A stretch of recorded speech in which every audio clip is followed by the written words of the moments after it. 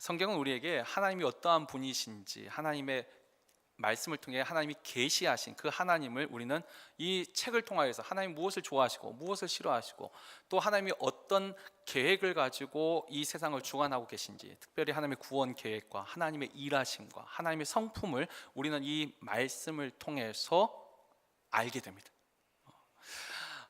자, 그렇다면 이 성경 속에 있는 룻기, 이 룻기는 어떤 것을 우리에게, 하나님에 대해서 어떤 것을 가르쳐 주고 있나요?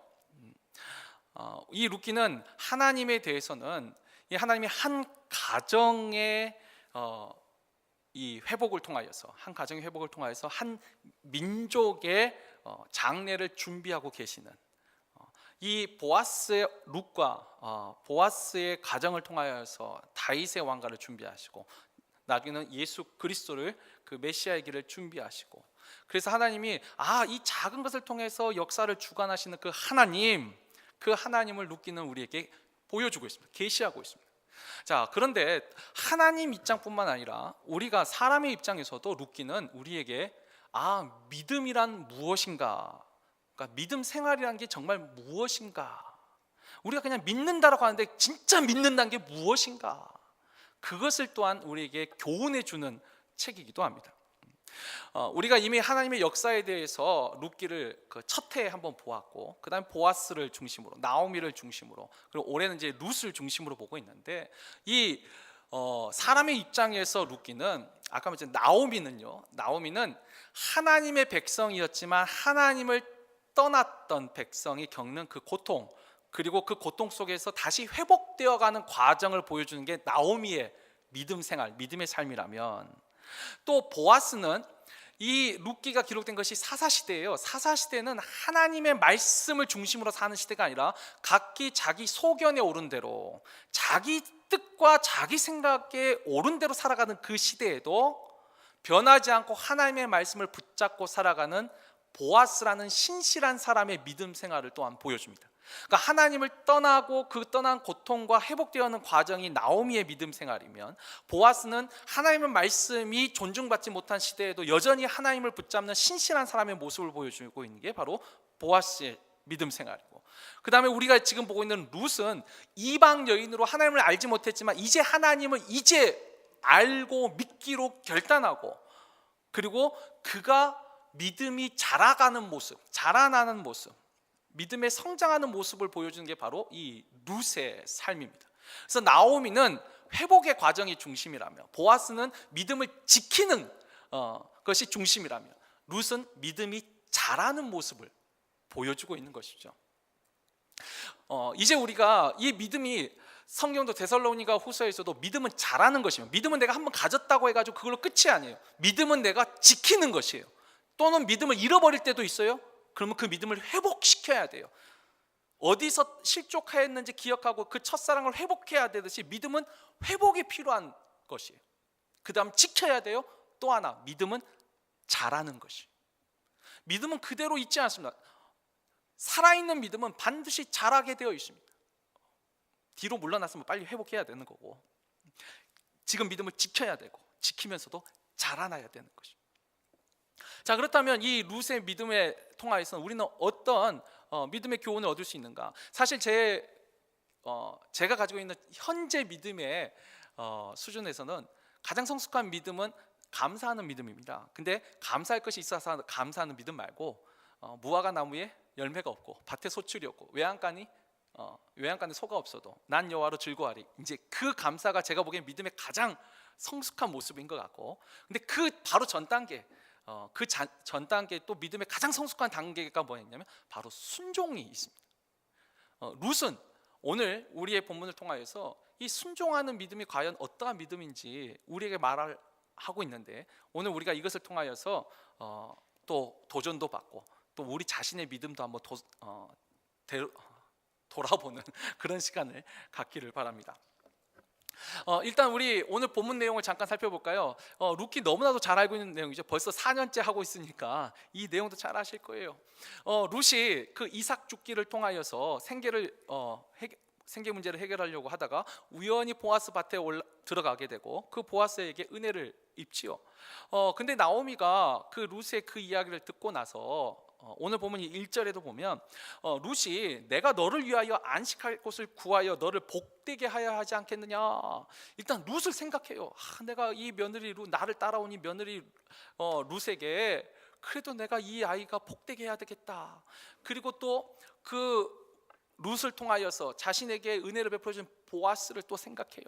근데 이 룻과 이 보아스를 생각하면서 나오미가 하나의 결론을 하나 내려요.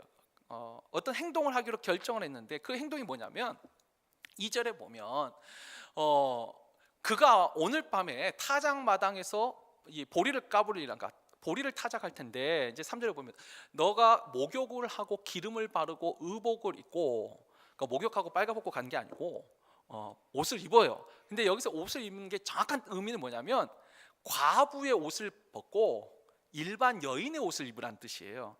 옛날에는 옷을 통하여서 그 사람이 처녀인지 과부인지 유부녀인지를 구분했었어요. 이 히브리 문화 속에서. 우리나라는 뭘로 구분했었죠? 참고로 처녀들은 이 머리 댕기를 하고 그다음에 이제 결혼하면 쪽을 찌고, 그렇죠. 그리고 과부들은 대부분 하얀 옷을 또 입게 되고, 소복이라고 하죠. 소복. 하얀 흰 소자에서. 아무튼 이와 같은 그 문화가 있는데 과부의 옷을 벗고 기름을 바르고 옷을 입고 그 사람이 어디에서 눕는지 가만히 잘 보다가 그 타작 마당에 몰래 들어가서 그 남자의 이불 속으로 들어가라, 이렇게 말을 해요. 그랬더니 이제 5절에 룻이 뭐라고 말하냐면, 룻이 내 시어머니 그러되 내가 어머니의 말씀대로 내가 다 행하겠습니다. 자, 우리가 참 내용은 아주 간단해요. 그리고 우리가 룻기를 너무나 잘 알고 있어요. 그리고 룻의 결론도 알고 있어요. 그러니까 이것이 참 그냥 은혜롭게 잘 넘어가요. 근데 우리가 결말도 모르고 이 룻의 결말도 모르고 사실 나오미나 룻도 잘 모르고 그냥 우리가 이 당시에 그냥 잘 모르는 상황에서 이 일을 그냥 가만히 보면요, 이 나오미의 권유가 이게 상당히 좀 난처할 뿐만 아니라 어찌 보면 아주 위험한 참 생각 없는 그런 이 좀 심한 말을 쓸까요? 시어머니, 꼭 노망난 시어머니가 말하는 것 같은 아주 위험한 권면이라는 걸 알 수가 있죠. 일단 우리가 이 룻의 입장에서 이 시어머니가 말한 걸 잘 생각해 보면 이게요, 과부가 과부 옷을 벗고 일반 여자 옷을 입는 것도 참 이게 부도덕한 행위예요. 사회적으로 볼 때. 거기다가 목욕을 하고 기름을 발라요. 그러니까 지금처럼 향수를 뿌린 거예요. 옷을 갈아입고 그리고 남자 이불 속으로 스스로 기어 들어가요. 와, 이게 일단 굉장히 부도덕한 행동이에요. 그리고 이건 충분히 오해를 살 수 있는 행동이에요. 일단 첫 번째는 어떤 오해가 가능하죠? 이 룻이 과부 생활로 오래 지나다 보니까 이게 남자가 그리웠구나. 그러니까 어찌 보면 굉장히 음란한 유혹으로도 보일 수 있어요. 충분히 그럴 수 있죠. 또 음란한 유혹이 아니더라도 혹시 여러분 그 꽃뱀이라는 단어 아세요? 꽃뱀? 이 꽃뱀이 진짜 꽃뱀이 있어요. 스네이크가. 근데 그 꽃뱀 말고 우리가 말하는 꽃뱀은 뭐죠? 자신의 아름다움으로 정확하면 돈 많은 늙은 남자들, 주로 물론 돈 많은 젊은 남자도 해당 사항이 있긴 한데 어떤 자신의 육체적인 정욕을 채우기 위한 음란함이 아니라 그 사람이 가진 재물, 그 돈, 어떤 목적을 이루기 위하여서 접근하는 여자를 우리가 이제 꽃뱀이라는 표현을 쓰는데, 어찌 보면 룻도 그런 오해를 받을 수 있지요. 이 사람은 이방 여인이에요. 너무 가난해요. 근데 보아스는 진짜 돈 많아요. 거기다 나이까지 많아요. 금상첨화죠. 꽃뱀의 입장에서 보면 돈 많은 늙은 남자. 충분히 이런 오해 받을 수 있습니다. 그러니까 어떤 음란한 유혹이나 간사한 목적을 지니고 보아스에게 접근한 것으로 오해받을 수 있어요.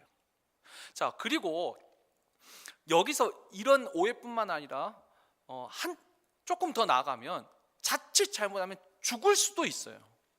왜냐하면 오늘 우리가 읽었던 본문 그 3장 11절과 14절 보면 이런 상황에 대해서 이 성경 본문도 우리에게 힌트를 주고 있는데 11절을 보면 하반절에 보아스가 룻에게 말할 때 너가 현숙한 여자인 줄을 나의 성읍 백성이 다 아느니라. 현숙한 여인을 안다. 그 말은 뭐죠? 지금 너의 한 행동을 굉장히 음란하게도 볼 수 있지만 그렇지 않다. 너가 현숙하다는 걸 내가 안다. 위로하는 거죠. 그러니까 그 행동이 오해받을 수 있어요. 그리고 14절에 보면은 하반절에 또 보아스가 말하기를 여인이 타작마당에 들어온 것을 사람이 알지 못하여야 할 것이라. 그가 한 행동 자체도 문제인데 또 하나 타작마당에 여자가 몰래 들어온 것이 또 안 되는 행동이에요. 그때 사회에서는 여자가 타작마당에 들어온 것을 금기시했어요. 자 보세요. 타작마당에 여인이 들어온 것도 안 되는 행동인데 거기다가 그 어찌 보면 신성한 그 타작마당에서 남자를 유혹해요. 이거 잘못하면 돌 맞아 죽진 않더라도 돌 맞을 일이 될 수 있어요. 어떤 신체적인 위험을 충분히 겪을 수 있는 일이에요. 자, 룻에게만 이 나오미의 권면이 아주 곤란하고 난처하고 어떤 위험한 그 권면이었을까요? 아니요. 보아스 입장에서도 이 나오미가 하는 이 권면은 상당히 난처한 일이죠. 자, 보아스 입장에서는 보면은 만약 보아스가 굉장히 강직한 성격의 다혈질이라면 룻이 자기 이불 속에 들어온 걸 보고 어떻게 하면 분노할 수도 있어요. 나 너 그렇게 보지 않았다. 내가 너에게 친절을 베풀었는데 그걸 네가 착각하고 나를 유혹하려고 어디서 이런 아니 충분히 그럴 수 있지 않을까요? 만약 보아스의 성품이 그런 다혈질의 강직한 성품이라면 충분히 그럴 수 있어요. 왜냐하면 지금 룻의 한 행동은 자기에게 보아스 입장에서 굉장히 난처한 상황을 만들 수 있죠. 왜냐하면 보아스의 명예를 실추, 그러니까 땅에 떨어뜨리는 행동이 될 수 있어요. 자기가 룻을 전혀 유혹하지 않는데 이 여자가 더군다나 과부가 옷을 벗고 자기 이불 속으로 들어왔어요. 남들이 보면요 자기를 오해할 거 아니에요. 그러니까 거기에 대해서 보아스의 성질이 강직했으면 분노했을 거고, 아니면 조금 그래도 성품이 참 그래도 보아스는 착한 사람이에요. 그래도 난처했겠죠. 정말 난처했을 거예요. 너 빨리 가라. 딴 사람 보기 전에 빨리 가라. 그리고 나 너 이렇게 안 봤다. 충분히 그럴 수 있습니다. 그러니까 이 나오미의 지금 권면이 진짜 현실적으로 보면 아주 난처하면서도 아주 위험한 권면이에요. 그런데 또 룻이 이걸 또 순종을 해요. 어머니 말씀대로. 근데 우리가 또 이걸 뭐 두 가지로 또 축축해 볼 수 있겠죠. 하나는 룻이 원래 잘 어떤 사람들의 말을 거절 못하는 사람들이 있더라고요. 보니까 실제로도 다 사람이 다 나갔지 않더라고요. 어떤 사람은 거절을 잘 못해요. 원래 순종을 잘하는 사람이 있어요. 근데 룻이 그렇게 순종을 잘하는 사람이라 예 그렇게 하겠습니다 라고 말할 수도 있겠죠. 또 하나는 우리가 2주 전에 봤듯이 룻은 그 어머니 나오미에 대한 효성이 있어요. 분명히 효심이 있어요. 그럼 그 어머니에 대한 효성으로 네 그렇게 하겠습니다 라고 말을 하고 있을까요? 우리가 룻의 순종에 대해서 조금 더 깊이 생각해야 돼요. 나오미가 또 왜 이런 말을 하고 있는지, 이런 권면을 하고 있는지 조금 더 깊게 생각해야 돼요. 왜 이렇게 말도 안 되는 권면과 이 말도 안 되는 상황에서 룻은 진짜 아무 생각 없는 여자였을까요? 근데 룻이 아무 생각 없는 여자 같진 않아요. 왜냐하면 그가 모압 땅을 떠나올 때 보면 룻은 결단력이 있는 사람이에요. 결심이 있어요. 우유부단한 사람이 절대 아니에요. 잘 거절 못하고 이런 사람이 아니에요. 자기 정확해요. 의지가 정확합니다. 어머니에 대한 효성 분명히 있습니다. 그렇지만 어머니가 했어도 사리 분별을 못했을까요? 어머니 그런 말씀하지 마세요. 또 룻을 보면 남을 배려하는 성격을 가지고 있어요. 자기도 난처하지만 어머니 그 보아스 씨가 얼마나 난처하겠어요. 내가 이렇게 옷 벗고 그 이불 속으로 들어갔는데 보아스 씨를 생각해서도 그렇게 말씀하시면 안 되죠. 충분히 말할 수 있을걸요. 근데 룻은 네 어머니 말씀대로 하겠습니다 순종합니다. 왜 그랬을까요? 일단 우리가 나오미를 한번 생각해 보죠. 나오미는 도대체 왜 이런 말도 안 되는 권면을 하고 있을까? 물론 성경에는 우리가 자세히 나와 있지는 않지만 저는 추측해 봅니다. 나오미가 처음에 룻이 보아스의 밭에 가서 그 보아스라는 사람이 나에게 이렇게 은혜를 베풀었습니다 라고 말했을 적에 이 나오미가 처음으로 반응할 때 뭐라고 대답하냐면 그 2장 20절에 보면은 그가 살아있는 자와 죽은 자에게 은혜 베풀기를 그치지 아니하노도다. 그가 여호와로부터 복받기를 원하노라. 그 사람은 우리와 가까우니 우리의 기업을 물을 자 중에 하나이니라 하니라. 보아스 이름을 들었을 때 나오미는 뭘 생각하고 있냐면 우리의 기업을 물을 자 중에 한 사람이다 라고 말을 합니다. 여러분, 이게 아주 중요합니다. 여러분, 일단 기업을 물을 자가 누구인지 예전에 제가 다 말씀드렸지만 한 번 더 기억을 되살려 볼까요? 여러분, 기업이 물을 자라는 말은 레위기 율법에 나와 있습니다. 특별히 레위기 25장에 그 전체 내용이 잘 나와 있는데 그 중에 25절 28절만 잠깐 볼까요? 그 전에 하나, 여러분, 이 성경에서 하나님은 가나안 땅을 이스라엘 백성에게 주셨어요. 그러나 그 땅의 진짜 주인은 누구죠? 이스라엘 사람이 아니라 그 땅의 주인은 하나님입니다. 그래서 레위기 25장 1절에 보면 너희는 거류민이요 나와 함께 동거자라. 거류민이고 동거자예요. 이 모든 땅은 다 내 것이라고 하나님이 선언하세요. 땅은 하나님의 것이에요. 사람한테 잠시 맡긴 거죠. 그래서 하나님이 기업을 각자에게 다 제비를 뽑아서 다 각자에게 기업을 주셨어요. 만약에 하나님의 뜻대로만 이것이 계속 유지되면 이 땅은 천국이에요. 가난한 자와 부한 자의 이 격차가 없어요. 하나님의 말씀대로만 이루어졌으면. 왜냐하면 하나님이 다 각자에게 기업을 줬으니까. 그런데 사람이 살다 보면은 생각지 못한 여러 가지 일들이 생겨나죠. 그래서 어떻게 자신의 기업을 팔아야만 되는 상황, 또 어떤 사람은 더 돈이 있어서 살 수 있는 여유가 생길 수 있어요. 그래서 그 기업을 잃어버릴 때가 있어요. 그때를 대비해서 또 하나님의 말씀을 주셨는데 25절 보면 만일 너의 형제가 가난하여 그의 기업 중에서 얼마를 팔았으면 그에게 가까운 기업 물을 자가 와서 그의 형제가 판 것을 물을 것이요. 그리고 또 그러나 자기가 물을 힘이 없으면 그 판 것이 희년에 이르기까지 산자의 손에 있다가 희년에 이르러 돌아올지니 그것이 곧 그의 기업으로 돌아갈 것이니라. 두 가지 안전장치를 줬는데 하나는 뭐냐면 어쩔 수 없이 기업을 팔았으면 다른 기업을 물을 자, 그 기업 물을 자 중에 또 하나가 형사치수법이 있었죠. 그 형이 자식이 없어 죽으면 그 동생이 형수를 취해서 자녀를 낳아 그 기업을 이어가도록.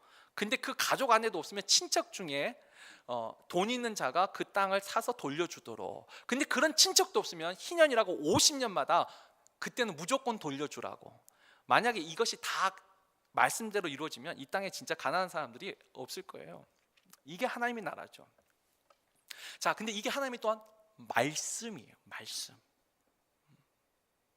여러분, 적어도 제가 가지고 있는 역사 지식과 이 상식, 제가 가지고 있는 지식 안에서 이 지구상 인류의 정말 그 다양한 문화 속에 기업을 물을 자라는 이와 같은 제도를 가진 문화는 없습니다. 그런 문명은 없습니다. 사실 기업 물을 자라는 것이 여기 하나의 강제성이 하나 있는데 이게 있어요. 내가 어떤 사람의 땅을 샀습니다. 제가 예를 들면 우리 강창희 집사님의 땅을 제가 샀어요. 그러면 소유주는 누구죠? 저죠.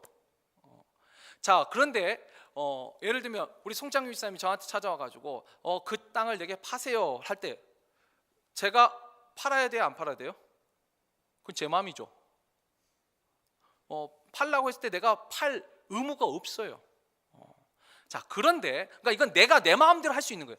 그런데 송창균 집사님이 강창희 집사님의 친척이고 기업 물을 자인 거예요. 그 기업 물을 자가 와서 나는 강창희 집사의 기업 물을 자이므로 당신이 강창희 집사에게 산 땅을 내게 파세요라고 말한다면 나는 내가 팔기 싫어도 그걸 팔아야 됩니다. 여기에만 강제성이 있어요. 근데 세상에서는 내가 산 땅 내 마음대로 하죠. 누가 와서 그걸 팔라고 한들 반드시 팔아야 된다는 의무는 이 세상에 어떤 문명에도 없어요. 오직 이것은 정말 하나님의 율법 속에서 하나님의 말씀으로만 주신 거예요. 그 기업 물을 자가 와서 그 땅을 팔라 하면 너는 팔아야 되는 거예요. 자, 이것이 말씀이에요. 나오미가 지금 이 말씀을 생각하고 있어요. 기업 물을 자가 보아스란 걸 생각하고 있어요. 자, 그런데 이 나오미가 이 말씀을 가지고 보아스한테 가서 직접 가서 당신이 우리의 기업 물을 자이니까 우리 기업을 좀 되찾아 주세요라고 직접 말할 수도 있지 않아요? 근데 나오미가 그렇게 하고 있지 않아요. 일단 거기에 우리가 충분히 추측할 수 있는 게 뭐냐면, 그렇죠, 세상 법에서는 기업 물을 자라는 이 법 조항이 없어요. 내가 내 돈 주고 샀으면 내 거예요. 하나님의 율법에만 이 법이 있어요. 만약에 이 룻이 사는 이 당시가 하나님의 말씀을 존중하고 정말 율법에 정말 하나님의 뜻대로 이스라엘 이 그 국가가 하나님의 말씀에 순종하는 시대라면 충분히 그럴 수 있겠죠. 말할 수 있을 거예요. 근데 이 시대는 사사시대예요. 사사시대는 아까 특징이 뭐라 했죠? 자기 소견에 오른 대로 살던 시대예요. 영적으로 깨어있는 시대가 아니라 자기 뜻대로 살아가는 시대예요. 그 시대에 하나님의 말씀을 외친들 듣겠어요? 사사시대에 하나님의 말씀으로 자신의 권리와 의무를 권리를 주장하고 상대에게 책임을 지라고 말할 수 없는 거죠. 자, 근데 단순히 그것만 있을까요? 제가 예전에는 여기까지밖에 솔직히 생각 못했어요. 근데 신앙생활, 진짜 믿음 생활을 해가 보면서 이제 나오미의 마음을 제가 좀 이해하게 됐어요.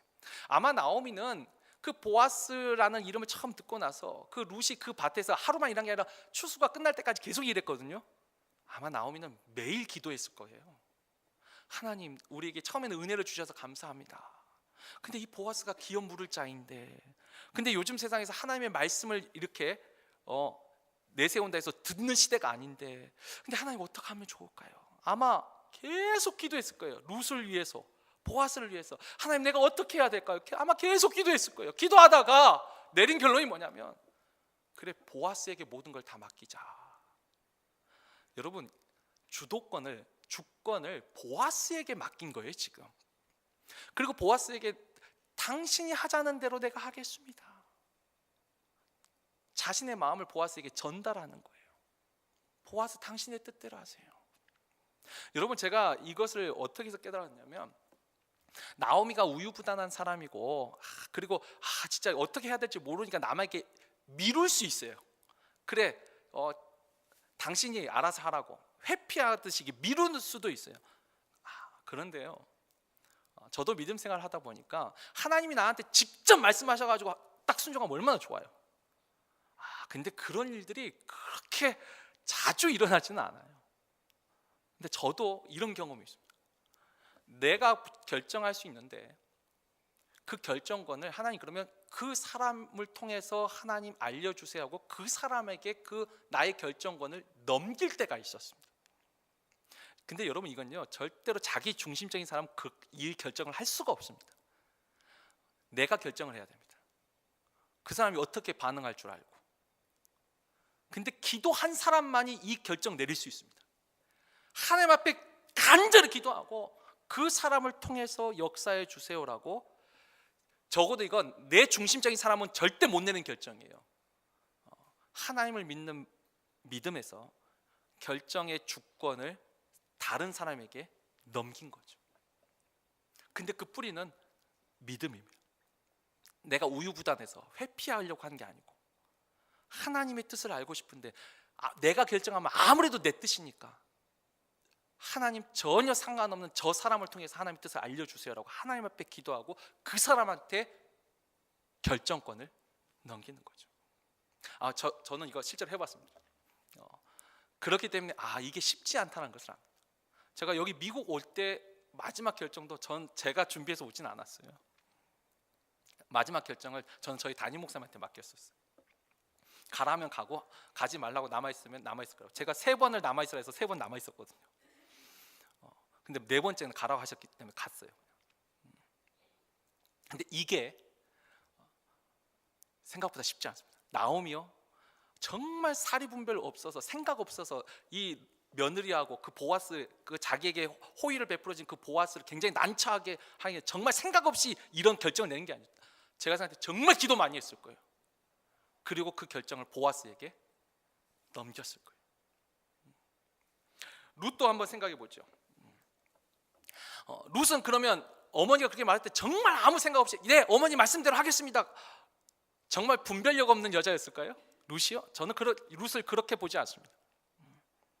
근데 룻도 보아스를 만났을 때 그가 한 말을 가만히 보세요. 그러니까 첫 말을 잘 봐야 돼요. 처음에 뭐라고 말했는지 잘 봐야 돼요. 나오미도 보아스 말을 탈 때 기업 물을 자라는 그 말을 생각해. 그건 오직 하나님의 율법에만 있어요. 그러니까 말씀을 생각한 거예요. 그 말씀을 생각한 거예요. 룻도 그 옆에 구절에 보면은 이 보아스가 자기 발치에 들어온 그 룻을 보고 깜짝 놀라니까 너 누구냐 할 때 당신의 여종 룻입니다. 그러면서 뭐라고 말하냐면 당신의 옷자를 펴서 당신의 여종을 덮으셔서 이는 당신이 기업을 물을 자가 됨이니이다. 당신이 기업을 물을 자가 됨이니이다. 룻도 말하는 게 뭐냐면 하나님의 말씀을 말해요. 당신이 우리의 기업 물을 자입니다. 룻도 지금 그 말 하나 붙잡고 용기 내서 어머니 말씀대로 순종해서 거기 들어간 거예요. 지금 그 말씀 하나를 붙잡고 간 거예요. 보아스가 나를 어떻게 생각할까? 내가 부도덕한 여자가 아닌데. 자기를 생각한 게 아니라 말씀을 붙잡고 그냥 간 거예요. 우리가 이런 여인들의 이야기가 룻만 있나요? 성경에 기록되는 몇 여인을 보자면 다말이 있죠. 창세기 38장에 보면 이 다말도 유다의 며느리인데 이 유다가 그 자기 남편이 죽었어요. 근데 자식이 없어요. 근데 기업을 이어가야 되는데 그래서 동생이 형사치수를 했는데 그 동생도 죽었어요. 근데 하나님 앞에 악하게 해서 죽은 거예요. 성경은 악하게 해서 죽었는데 셋째 아들이 있는데 그 아들을 안 주는 거예요. 이 아버지가, 시아버지가. 그러니까 어떡하죠? 우리가 잘 아는 이야기죠. 그 다말도 과부의 옷을 벗고 장기의 옷을 입고 그 시아버지를 유혹해서 아들을 낳습니다. 여러분 이것만 보면요, 요즘 세상에서도 이건 진짜 폐륜이죠. 폐륜. 어떻게 성경에 이런 내용을 기록할 수가 있어요? 그리고 어떻게 이런 사람을 믿음의 여인이라고 말을 할 수 있어요? 근데 성경은 다른 시각으로 봐요. 왜냐하면 다말이 시아버지를 좋아해서 음란하게 유혹한 게 아니에요. 다말이 내가 그래도 이 집안 사람으로 뭔가 한몫 챙겨야겠다 이런 목적을 가진 게 아니에요. 다말은요, 오직 하나님의 말씀의 율법, 이 기업을 이을 책임이 나에게 있다고 생각하고 방법이 그것밖에 없다고 생각했어요. 그래서 나중에 유다도 너는 나보다 의롭다, 의롭다는 말을 해요. 옳다. 다말이란 여인이 있어요. 말씀 하나 지키겠다고. 라합이라는 여자가 있습니다. 이 라합이라는 여자는 여리고 성의 기생이에요. 근데 가나안 땅을 정복할 때 이 이스라엘에서 정탐꾼을 보내죠. 근데 이 정탐꾼을 숨겨줘요. 근데 여러분 이것도 라합을 여리고 입장에서 보면 이 여자는 매국노예요. 안 그래요? 아니 우리를 공격하려는 적군을 숨겨줬어요. 말도 안 되죠. 말도 안 돼. 근데 성경은 이 여인을 믿음의 여인으로 기록을 해요. 바세바라는 여인이 있어요. 이게 남의 여자인데 쉽게 말하면 간통을 했어요. 물론 간통의 대상이 다윗이라는 것이 좀 심각하긴 하지만 그런데 이 여인도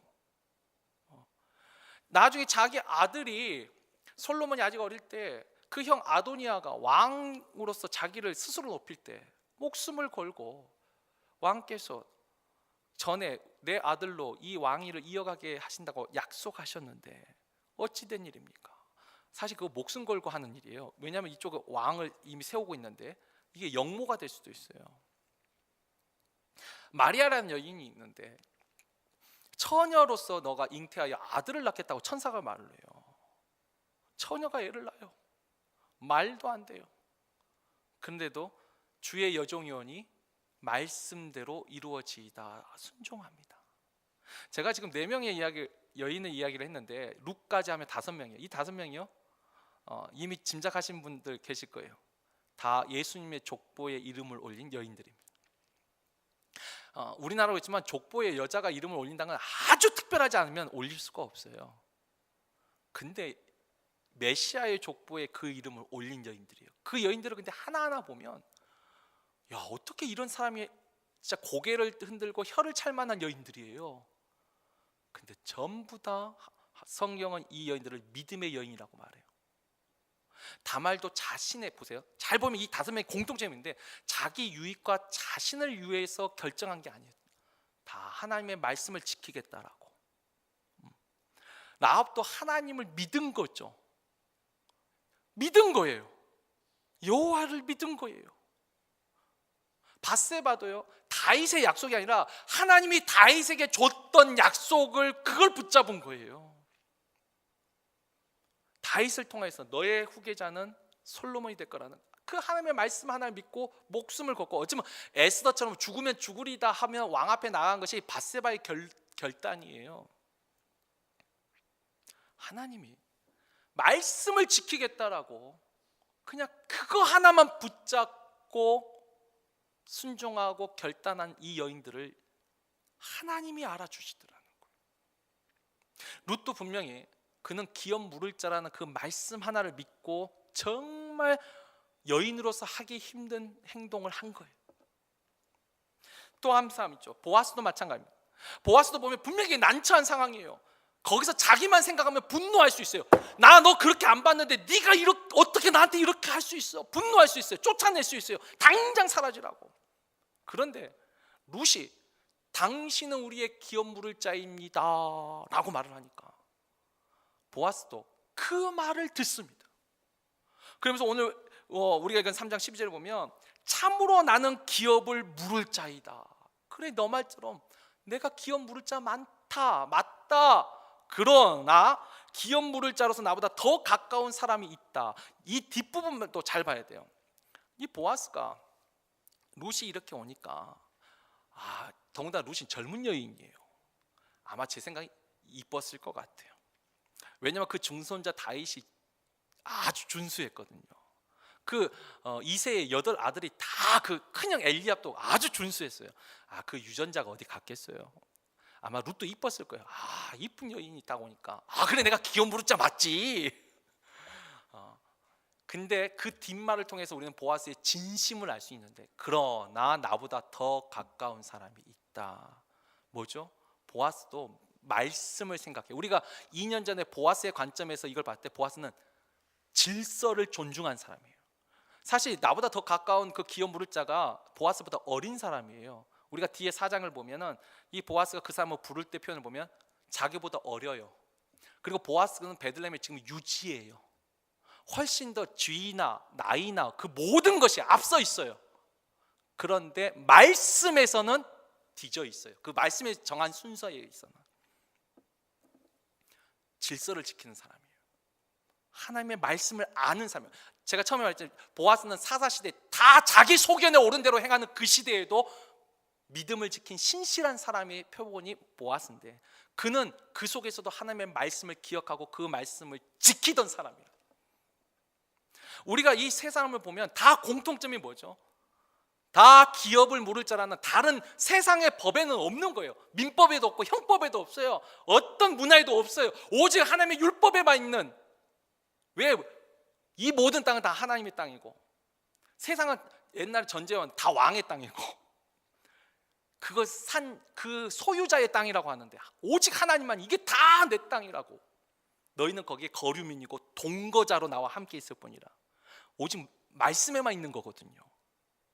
근데 이 세 사람 다 그 말씀 하나를 붙잡고 우리가 생각할 때 이해할 수 없는 순종과 결단과 행동을 하고 있더라는 거예요. 우리가 여기서 우리가 처음에 했던 믿음의 성장, 믿음이 어떻게 자라는 과정을 룻이 보여주고 있는가 한번 정리를 해보죠. 여러분, 믿음은 어떻게 생겨나죠? 처음 믿음은 어떻게 생겨나죠? 우리가 로마서 10장 17절에 알고 있는 유명한 말씀이 있죠. 믿음은 들음에서 나고. 일단 말씀을 또 들으면 그리스도의 말씀이에요. 하나님의 말씀을 들어야지 믿을 수 있죠. 아니, 하나님에 대해서 알아야지 믿을 수 있죠. 그래서 믿음이 탄생했어요. 믿음이 생겨났어요. 근데 그 믿음이 어떻게 되죠? 자라야 돼요. 어떻게 자라죠? 계속 들으면서. 그리고 또 하나, 그 들은 것을 행함으로, 그 들은 것에 순종함으로 믿음이 자라요. 자, 룻을 보면 믿음이 나옴을 통해서 하나님을 알았어요. 그리고 믿음의 결단을 하고 베들레헴에 왔어요. 그리고 성실하게 일했어요. 그 성실함 속에서 역사하시는 하나님의 은혜를 봤어요. 분명히 룻은 그렇게 결단하고 왔는데 처음에는 힘들었잖아요. 자기를 희롱한 사람도 있었을 거고. 그런데 그 속에 정말 하나님의 은혜를 체험한 거, 하나님이 나를 돌보시는구나. 아마 하나님의 그 성실함 속에서, 일하는 속에서 하나님이 자신을 돌보고 있다는, 그죠? 그 작은 은혜에도 감사했을 거예요. 믿음이 자랐어요. 자라다가 마지막 말씀을 붙잡고 순종하는 믿음까지 이르렀어요. 여기까지 이르지 못한 사람도 많아요. 근데 룻이 말씀 때문에 순종하는 데서 이르렀어요. 우리가 마태복음 7장 24절에 주님도 말씀하시죠. 내 말을 듣고 행하는 자라야 그 집을 반석 위에 지은 사람 같으니. 바람이 불고 풍파가 지나면 다 넘어지는 거예요. 이제 행함이 없는, 순종함이 없던 사람은, 자신의 소견에 옳은 대로만 믿는 사람은 내 마음에 걸리고 뭔가 못마땅하면 다 쓰러지는 거예요. 힘들어져도 쓰러지는 거예요. 가시덤불같이 세상에 근심과 걱정과 재리의 염려가 닥쳐오면 쓰러지는 거예요. 근데 말씀을 듣고 행한 사람들이, 순종한 사람들이 그 집을 반석 위에 짓더라는 거예요. 우리는 여기서 이런 질문을 던져볼 수 있죠. 만약에 룻이 순종하지 않았다면 그냥 그 추수 때 보아스의 은혜로 좀 잘 먹는 그걸로 끝났을 거예요. 남편이 생기지도 않았고 위대한 왕족의 조상이 될 수도 없었을 거예요. 여러분, 이게 룻 개인에게만 일어난 일일까요? 아니요. 하나님이 일하시는, 이게 성품이에요. 일하시는 방식이에요. 여러분, 이스라엘 민족도 출애굽에서 꺼냈을 때 바로 가나안 땅에 들여보내셨나요? 아니요. 광야에서 일단 2년 동안 율법, 시내산에서 율법을 가르치셨어요. 하나님의 말씀을 들려주셨어요. 그것을 듣고 믿는가 들려주셨어요. 믿음을 가지라고 했어요. 물론 그리고 이제 가데스 바네에서 시험 봤는데 거기서 떨어져 가지고 다시 38년 플러스에서 40년 광야에서, 그래서 믿지 못한 그 세대가 다 지나갈 때까지, 세대를 교체할 때까지 광야에서 있었지만, 그리고 그 교체한 다음에 만약에 교체가 아니고 2년 동안 말씀 교육받고 그대로 그 믿음을 가졌으면 바로 가나안 땅에 들어갔겠죠. 근데 가나안 땅에서 그 다음에 원하신 게 뭐였죠? 말씀 교육이 아니라 그 다음에 순종이셨어요. 순종. 여리고 성도 하루에 한 바퀴씩 돌아. 너희들 공격하고 작전을 짜는 게 아니라 한 바퀴씩 돌아. 마지막 7바퀴 돌아. 순종. 여리고성에서 아무것도 취하지 마. 근데 아간이 취했기 때문에 아이에서 지은 거죠. 순종을 보신 거예요. 전쟁하다가 에발산과 그리심산 그 적지예요. 아직 다 정복이 끝나지 않았어요. 적지 한가운데에서 말씀을 선포하라고 했어요. 순종한 거예요. 순종했을 때 이루어진 게 가나안 정복이에요. 하나님은 말씀을 들려준다면 반드시 순종을 원하세요. 너의 주권을 내려놓고 맡길 수 있냐는 거예요. 나 중심에 나의 주권을 내려놓을 수 있는가를 반드시 테스트하시더라는 거예요. 한 개인에게도, 한 민족에게도. 제가 더 많은 사람도 있지만 시간상 여기까지. 하나님은 순종을 통해서 그 믿음을 보시더라는 거예요. 우리가 여기서 또 하나 있습니다. 여러분, 참된 순종의 뿌리가 믿음이란 걸 아셔야 됩니다. 우리가 순종을 잘합니다. 언제요? 내 뜻과 하나님의 뜻이 일치할 땐 잘합니다. 나도 바라는 일에는 순종 잘할 수 있습니다. 근데 진짜 순종은 뭐죠? 내 생각과 다를 때 순종하는 겁니다. 내 감정과 다를 때 순종한 게 진짜 순종이죠. 우리가 사무엘상 15장 22절 23절 이 말씀, 순종에 대한 아주 좋은, 늘 우리가 기억해야 될 말씀입니다. 다 같이 한번 읽어봅시다. 시작. 사무엘이 이르되 여호와께서 번제와 다른 제사를 그의 목소리를 청종하는 것을 좋아하신 같이 좋아하시겠나이까. 순종이 제사보다 낫고 듣는 것이 순양의 기름보다 나으니 이는 거역하는 것은 점치는 죄와 같고 완고한 것은 사신 우상에게 절하는 죄와 같음이라. 아멘. 여기까지. 여러분, 사울 왕에 대한 말씀인데 이 말씀 잘 보세요. 순종이 제사보다 나아요. 우리가 늘 그렇게 말하는데 우리가 정말 순종하냐는 거죠. 내 뜻과 일치할 땐 잘합니다. 내 뜻과 다를 때 순종하냐는 거예요. 그리고 거역하는 것은 분명히 뭐예요? 점치는 죄와 같고, 완고가 뭐예요? 내 생각을 굽히지 않는 거예요. 아무리 옆에서 말해도 아니 내가 옳아. 완고한 것은 사신 우상이기, 사신이 악한 거예요. 사신, 악한 우상에게 절하는 것과 같다라는 거죠. 하나님을 믿는 것이 아니라, 지금 사울 믿는 왕에게 하는 말이에요. 너는 악한 우상을 그 앞에 절하는 것이지 나를 섬기는 것이 아니라는 거예요. 너를 섬기는 거예요. 사사시대 특징, 자기 속에는 옳은 대로 그냥 행하는 것이죠. 순종하자. 참된 순종, 그 뿌리는 진정한 믿음입니다. 그리고 우리가 생각할 때 하나님이 나에게 직접 말하면 순종하죠. 그건 마태복음 25장에 나온 것처럼 우리가 언제 주님을 대접하지 않았습니까? 언제 주님이 목마를 때 물을 갖다 드리지 않았습니까? 아니, 너희 작은 소자 하나에게 한 것이 곧 나에게 한 것이라. 주님은 이렇게 말씀하실걸요. 사람에게 순종하지 못한 사람은 하나님 앞에도 순종하지 못한다라고.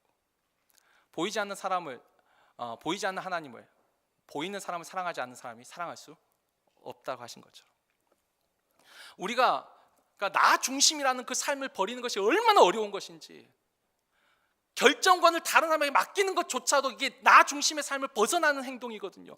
그리고 그것이 내가 우유부단해서 내가 결정할 수 없어서가 아니라 하나님 앞에 기도하고 하나님 저 사람을 통해서 말씀해 주세요라고 기도하고 믿음으로 순종했을 때 하나님이 그걸 믿음으로 보신다.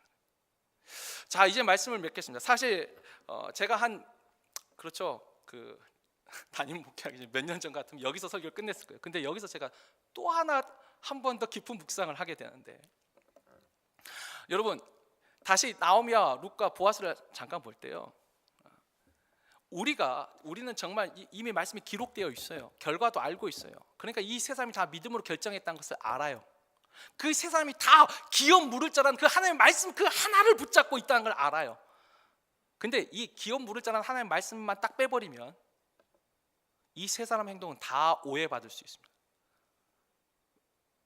사람은 분명히 오해할 수 있습니다. 나오미를 통해서 이렇게 말할 수 있을걸요. 야, 이거 늙은 여우네. 야, 어떻게 그 며느리 룻을 통해 가지고 저 부자 보아스를 확 꼬셔가지고 대단한 노인네야, 이렇게 생각할 수도 있어요. 룻은요, 야, 젊고 이쁘니까 돈 많은 남자 확 후려가지고 팔자 고쳤네. 우리가 이 결과만 보면 말할 수 있지 않아요? 보아스도 평상시 점잖은 척하더니 젊고 이쁘니까 사족을 못 쓰는구만. 그러면서 이렇게 말하겠죠. 보아스가 만약에 가난한 사람이었으면 룻이 거기 들어갔겠냐고.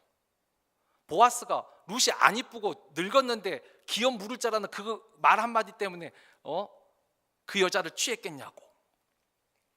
물론 룻과 보아스, 나오미가 살던 당시 베들레헴 사람 중에 대부분의 사람은 이렇게 생각하지 않았을 거예요. 왜냐하면 보아스도 알고 나오미도 잘 아니까. 그러나 보아스와 나오미를 잘 모르는 사람은 분명히 이렇게 말했을 거라 저는 생각해요. 저도 세상을 경험해 보니까, 저도 처음에 순수하게 성경을 볼 때는 순수할 땐 그것밖에 안 보이죠. 모르죠. 그러니까 이게 믿음이구나. 근데 세상을 경험해 보니까 세상이 다 나와 똑같이 생각하는 게 아니더라고요. 예를 들면 성경도 마찬가지입니다. 우리가 한때 이 진화론과 그다음 과학혁명이 일어나고 이 세상이 완전히 이 인본주의로 휩쓸 때가 있었어요. 그러니까 신학도 자유주의 신학이고 성경 비평, 고등 비평 시대가 있었어요. 그때 보면요, 물론 저는 참 그래도 하나님의 은혜로 제가 배운 총신대에서는 절대 이런 걸 안 가르쳤어요. 거기 정말 보수 신학. 근데 제가 학부 때 그래도 하나님의 은혜로 이런 다양한 의견들을 공부할 때가 있었어요. 저 그때 정말 깜짝 놀랐어요. 와, 이렇게도 생각할 수 있구나. 성경의 이 대목을 이렇게도 생각하고 이렇게도 해석을 할 수 있구나. 정말 깜짝 놀란 일들이 너무 많았어요. 그때 정말 재밌었어요. 나는 한 가지만 생각하고 있었는데 너무 다양해요. 우리가 컵을 보면서 어떤 사람은 반이나 남았네, 어떤 사람은 반밖에 없네. 우리가 이 차이를, 근데 이건 아무것도 아니에요. 정반대로 생각한 걸 많이 봤어요. 성경도 그래서 자유주의 신학에서 그 시대 때 내린 결론에 성경에 이건 도저히 믿을 수 없어. 왜? 지금 안 일어나니까. 또 우리나라 역사도 모르는데 왜 남의 나라 역사를 배워? 역사도 빼고 믿을 수 없어서 빼고 이것저것 빼고 다 빼니까 딱 2장 남았어요. 뭐가 남았어요? 성경 공부할 때 배우셨잖아요. 표지만 남았어. 표지만.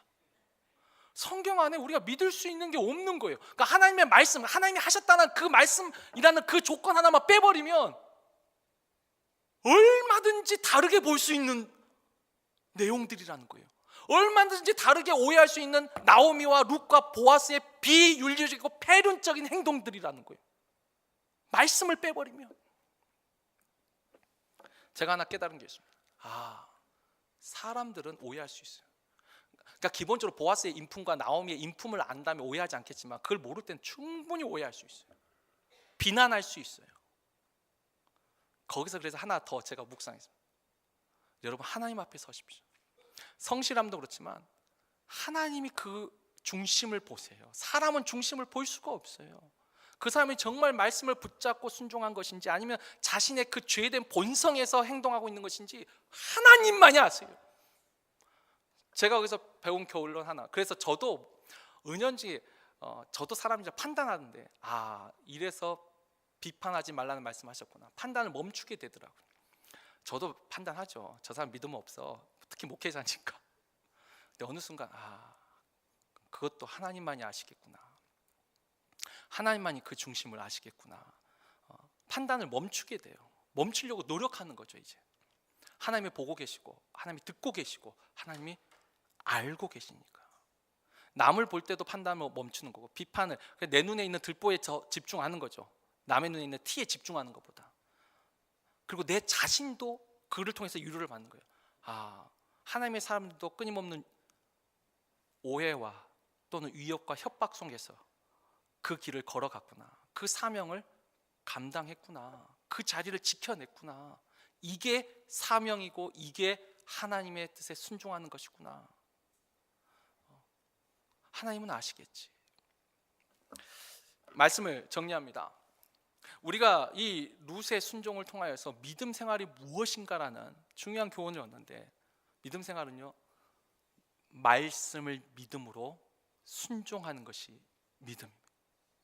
그리고 말씀을 믿고 순종할 때 사람은 분명히 오해할 수 있어요.